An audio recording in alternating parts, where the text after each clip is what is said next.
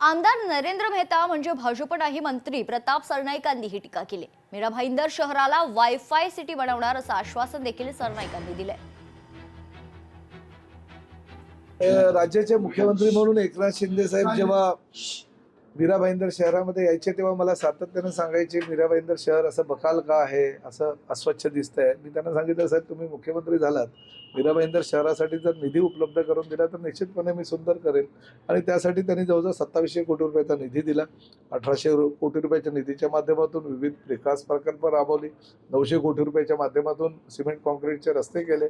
जी वचननामा जो आहे तो वचननामा लोक पुढे काय करणार ह्यासाठी प्रदर्शित करत असतात, परंतु मी केलेल्या कामाची पावती लोकांना बघतोय की भारतीय जनता पक्षाची आणि प्रामुख्यानं नरेंद्र मेहताची सत्ता, स्वतः तो महापौर या महापालिकेवर होता, त्याची वहिनी महापौर होती, त्यांच्या कार्यालयामध्ये पूर्ण भ्रष्टाचार बोकाळला होता। शहराचं वातावरण अतिशय घाण झालं होतं। लोकांना दमदाटी, दादागिरी, गुंडगिरी व्हायची।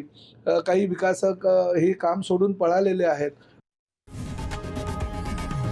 लोकशाही मराठी ऐका, पहा, जागरूक रहा।